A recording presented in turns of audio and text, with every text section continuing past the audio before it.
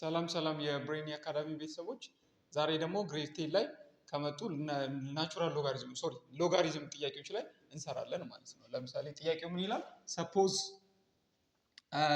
log 2 in base 7 is equal to a and log 5 in base 7 is equal to b, then find this logarithmic function ነው የሚለን ማለት ነው። ስለዚህ ሶሉሽን ምን ይላል? log of 0.002 in base 7 is equal to in now using the property of logarithm ወደ its different form እንጽፈዋለን። ያ ማለት ይሄኛውን ጀስት እንበተናለን ማለት ነው ጋይስ። logarithm of 7 ይሄ ማለት ስንት ነው? 1 2 3 ይሆናል ማለት which is 2 times 10 the power of minus 3 ይሆናል ማለት ነው። then ይሄንን ደግሞ using what the logarithmic property multiplication ወደ እንደሚቀየረው ወደ addition, yes ወደ addition. so log of 2 in base 7 plus log of ምን ይሆናል ማለት ነው? 10 the power of minus 3 ይሆናል ማለት ነው። base 7 ይቀየራል ማለት ነው። then ይሄንን እንበትን log of 7 just 2 plus just ይሄኛው ደግሞ ኤክስፖነንት ስለሆነ የት ይመጣል ማለት ነው?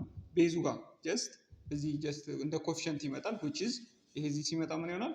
minus 3 log of 7 just 10 in base 7 እናደርጋለን ማለት ነው። so come here ይሄንን አሁን ሰብስቲቱት እያደረግን መሄድ እንችላለን አይደል? log of 7 just log of 2 in base 7 ስንት ነው? which is a minus 3 log of just make it here this one. so አሁን 10ን ደግሞ ከተሰጡ ፋክተሮች አንፃር ዲፋይን ማድረግ እንጀምራለን ማለት ነው። 10 ማለት ከተሰጠን አንፃር ስንት ማለት ነው? 2 times 5 ማለት ነው። so ቤዛችን ተመሳሳይ ነው 2 times 5 ይሆናል ማለት ነው። እንደገና ይሄንንም መበተን እንጀምራለን። so a minus 3 into so log ማለት ይሄ ምንድነው? log of 7 just log of 2 in base 7 plus log of 5 in base 7 ይሆናል ማለት ነው። now let's define this one which is now a minus 3 into አሁን log of 7 in base 2 ስንት ነው guys? which is what? a ነው plus log of 5 in base 7 ስንት ነው? which is b ይሆናል ማለት ነው። but here is what?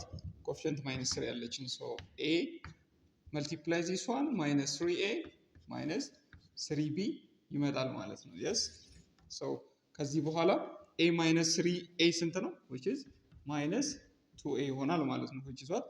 minus 3b so finally this one ከዚህ በታች simplified መሆን ስለማይችል ማለት ነው። therefore our final answer becomes what? 2a minus 3b. so ወዴት እንሄዳለን?